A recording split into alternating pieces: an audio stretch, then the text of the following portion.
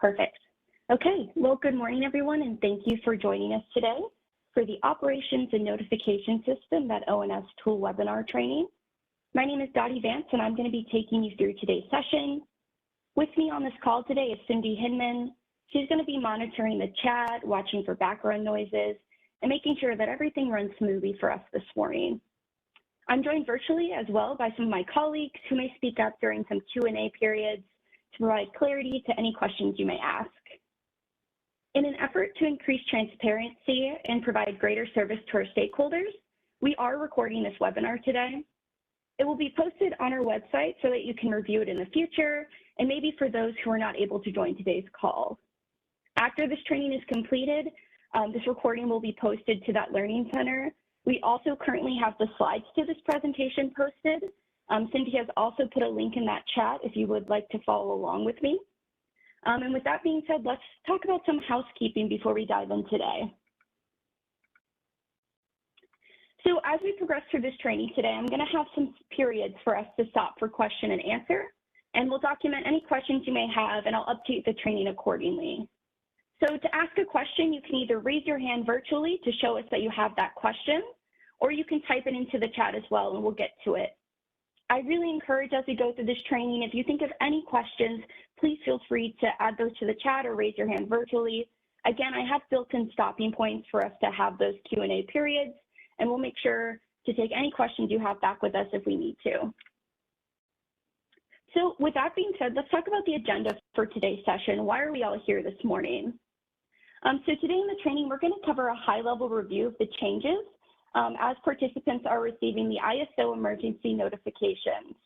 So this is through the ISO Today mobile app. We'll talk about some changes that you're going to see on that app. We'll talk about the changes that are happening on the ISO's website. So specifically, I'm going to call out the emergency notifications page, and then I'm also going to highlight today's Outlook. And then last, I'll talk about the emergency notification email, how you can subscribe or unsubscribe to that process. So before we jump into changes, I want to level set us and talk about why we're changing to the Operations Notification System tool. So Operations aims to have fewer tools that operators are going to use to manage communications, especially for emergency notifications. Currently, operators are using AWE, which is that Alert, Warning, and Emergency tool. It is retiring, so with that retirement, Operations wants to consolidate this tool to make it one tool rather than additional platforms like the GMS, MNS, and MDS, and those other tools that I have listed there. So it's just to streamline and have that ONS tool, the Operations Notification System tool, for that one approach for communication in regards to those emergency notifications that you get. So now let's talk about the changes. So we've consolidated, we're moving to ONS. Let's talk about what changes you'll see on your side. So the first thing I want to talk about today is that ISO Today mobile app. I have here all technology platforms. So what I'm referring to there is whether you have an iPhone or an Android, these changes will look the same on both. So currently today, if you were to pull out your phone during this training, your ISO Today mobile app should look something similar to this, depending on that grid status. So it shows what's currently in effect. So whether that be an EEA watch, a Flex Alert, an RMO, it'll show what's displayed there for you.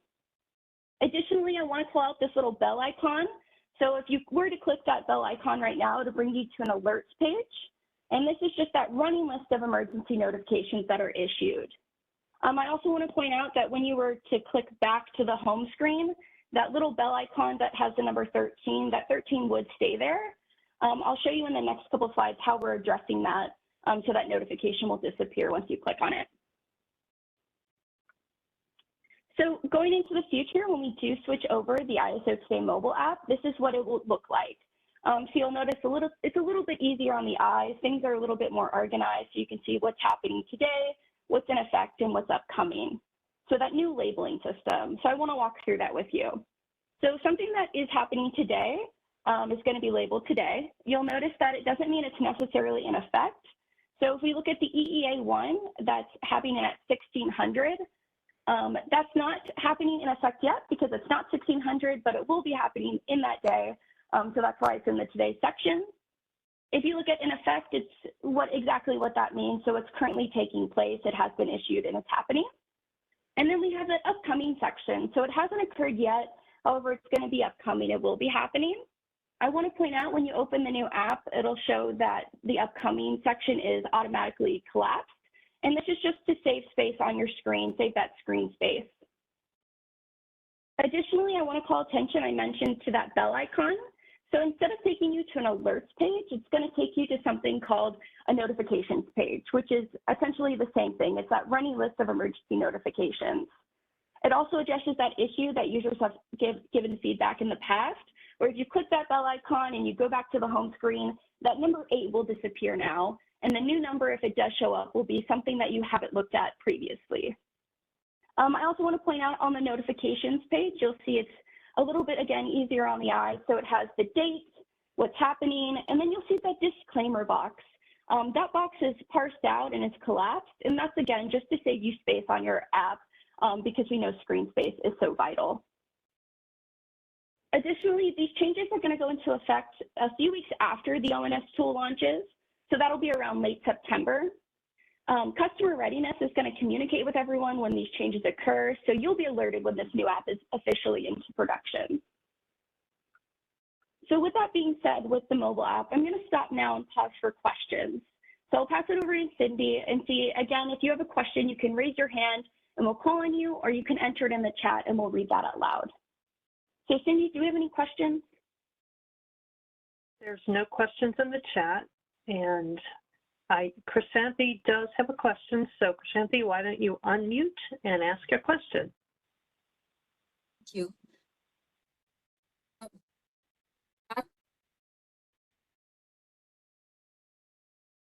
We're having a little problem hearing you. Okay.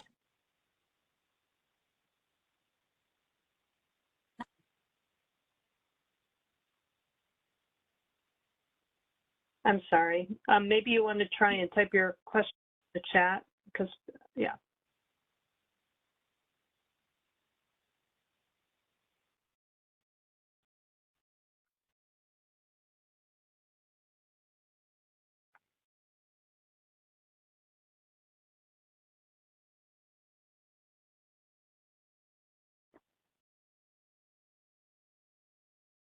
So I see the question, will M&S be retired?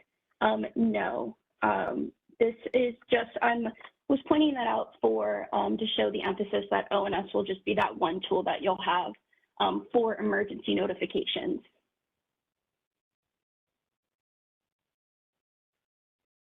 Thanks, Dottie. I did not see that question. It might have come right to you, but there are no additional questions, so I can probably continue. Oh, wait, we just got some additional questions here. So in the chat, Chrysanthi asked if the API is available for ONS. It was mentioned, okay, yeah. Oh, gotcha. That is a great question. I'll see if the SMEs on the call are able to provide that for you. If not, we can take that back and get that answered for you. Additionally, somebody asked for a link to the presentation, and I am putting that back in the chat again. Perfect. Okay. I have written a question down, and we'll get back to that one, and I'll follow up with when I send out the training as well. All righty. I don't see anything else. Okay. So now let's continue. So we just talked about changes that are going to be happening to the app. Let's look about what's going to be changing on the ISO's website. So I'll start first with today's Outlook. So what you're going to see coming in the future. So currently on today's Outlook, if you went on the ISO's website, this is something that you would see. You'll see that grid status that provides a high-level overview. The example we have on the screen is one of those restricted maintenance operations. Shows that it's impacting Northern California, Southern California, and the VEA region. You're also able to click View All Alerts to get additional details that way as well. When we do make the transition over to today's Outlook looking a little bit differently, this is something that you'll see. So you'll notice it's going to mirror that ISO Today mobile app. So it'll have today in effect and what's upcoming. Upcoming, again, will be collapsed for you to save screen space. Additionally, I want to point out, so on today's Outlook, you could click, for example, that EEA watch. So if you were curious about what communication was provided for this notification, you would click it and a pop-up screen would pop up for you, and it'll contain that historical detail of that EEA watch. So you'll see when it was issued, when it was updated, and all that information that might be tied to that notification. So before we pause for questions on that, if folks have questions, let's talk about that emergency notification page that is also on the ISO website. So you'll see here, this is currently what that section will look like. It's under Stay Informed, it's that emergency notification section. I want to point out that the title, Emergency Notifications, is going to stay the same. The location will be the same as well. You'll notice there's grid resources. Those resources will be there for you as well. Along with, you'll see the archive section, which I'm going to highlight here. If you were to click it, it'll bring you to this page that has that running list of 90 days of those emergency notifications. A few things, you can't really filter it. You'll have to scroll through to find that information that you're looking for, which I will address in a second. And I think a lot of people will be excited about this section with the changes that we're making. So once this is implemented, this is what that page will look like. Again, it's that emergency notifications page. We'll have those grid articles for you. And then you'll see a theme here. It's a running theme. It's going to look very similar to what's on that ISO Today mobile app. So the grid status, it has the today, in effect, and upcoming. Another cool feature that I'm really excited to talk to you guys about today is that archive section. So again, previously on the slides, we saw that you had to scroll through to find maybe a Flex alert that you were looking for. We're updating that to make it more of a table, so you're able to filter and find exactly maybe a notification that you've been looking for. So I want to show you some different ways you'll be able to filter this section once it's updated, whether that be through the post date and time. So you can filter that way if you have a specific date in mind. Additionally, we have the ID name. We have the event type. So this is things like a Flex alert, a restricted maintenance operation, whether it's an EEA 1, 2, or 3, we'll have that as well. Additionally, we have the message type. So whether that's been issued, updated, it's come to an end. And then that last section is description, which is the subject line of the email that was sent out for you. I also wanted to provide you an example of what that might look like when you filter. So in this example, I filtered transmission emergency. I was looking for something specific related to that. So once I filter it, you'll see a running list now of just that transmission emergency notifications that I may be interested in. Additionally, if you want a little bit more detail, say you found a Flex alert that you're like, I need more information about, you're now able to click that on the table, and it'll do a pop-up and show you exactly what notification was tied to it. So it'll give you that details, the notice number, what the communication was, and things that are tied to that Flex alert specifically.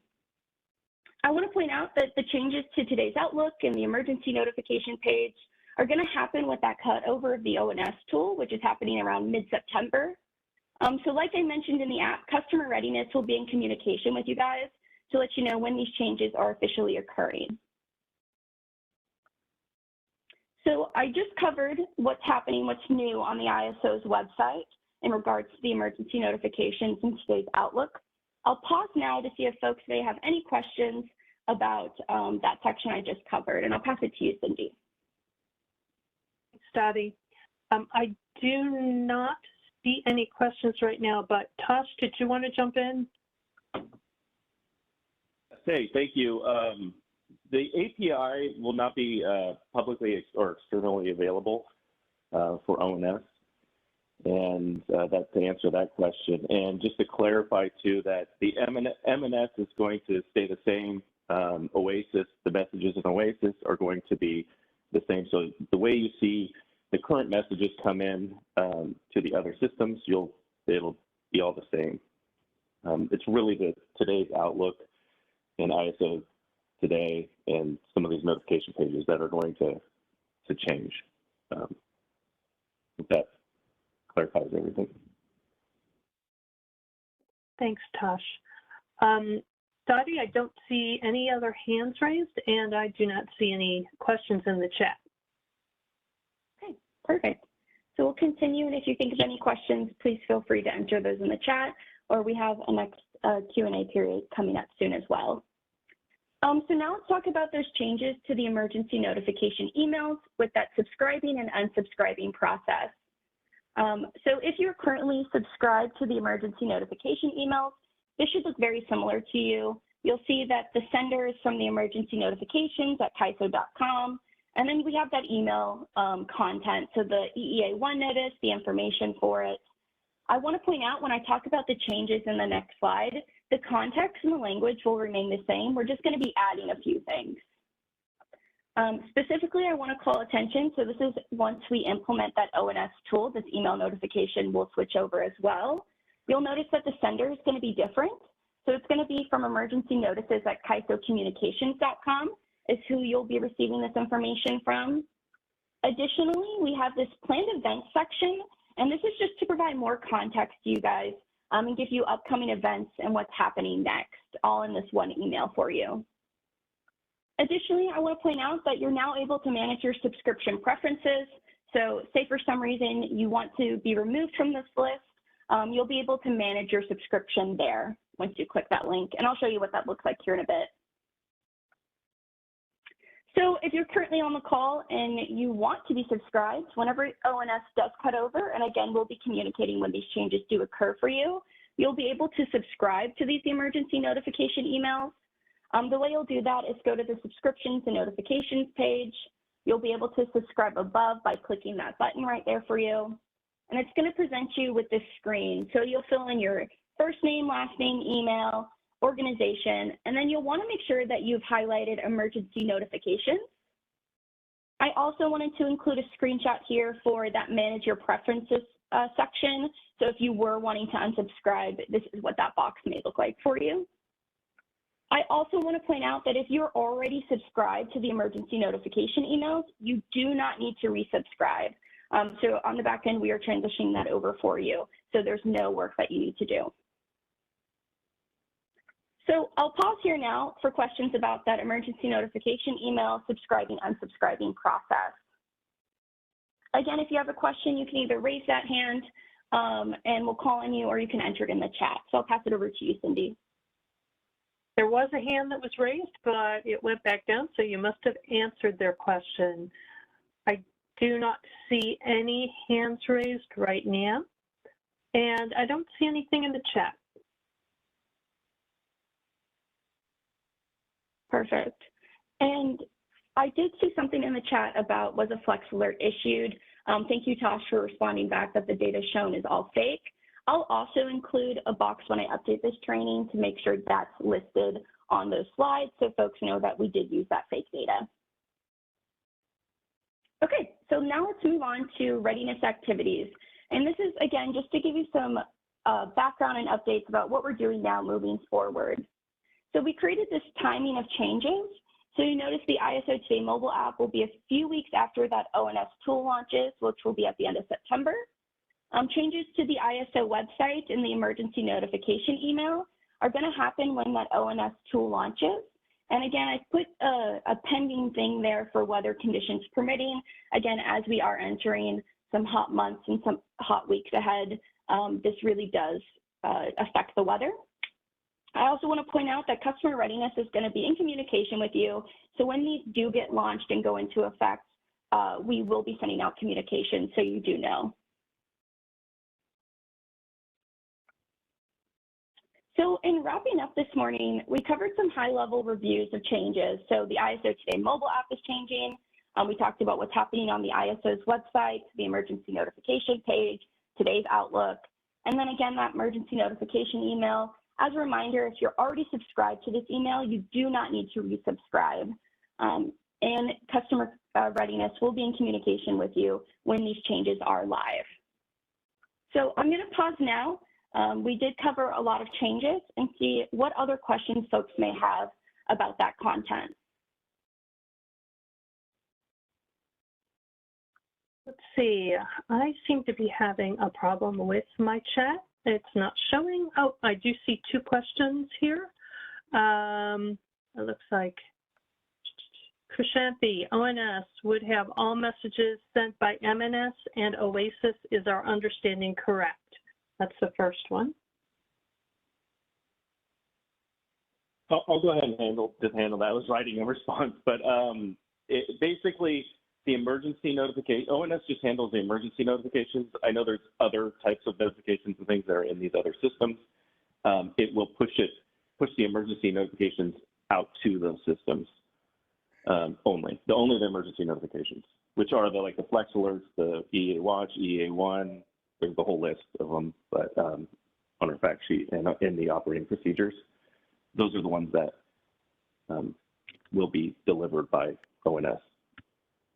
And then the latency, I'm not sure what the latency is exactly, but it's so I can't exactly answer that, but it's I'm not sure. It's not going to be like a 5-minute thing. It's going to be relatively instantaneous as much as possible. The emails will have a little bit of latency just due to the way that those are. I hope that answers your question. Yeah, this is Robert Anderson. I don't know if I'm unmuted. Can you hear me?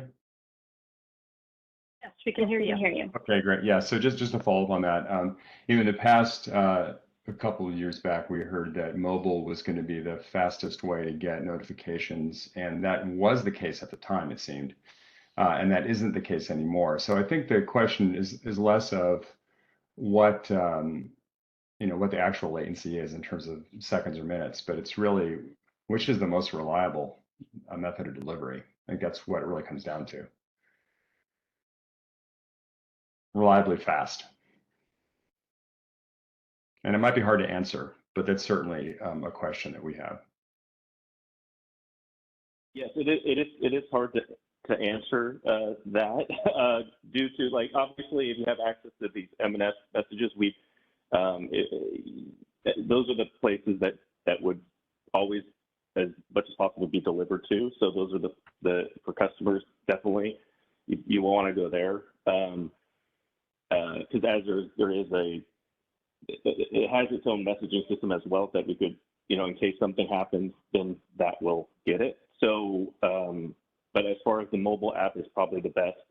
Other than that, the mobile app is probably the best place to go to see it. So okay, thank you. It's hard to, you're right, it's hard to answer that exact question, but that's. Well, it may not be fixed. It may not always be the same answer. So yeah, I understand.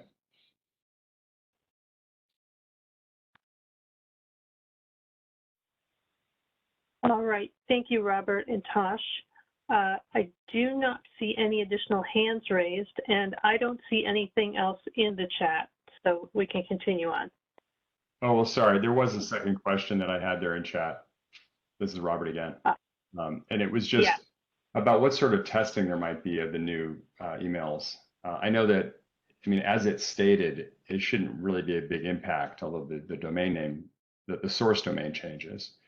But I'm just wondering if you expect there to be some kind of a test as you do that transition.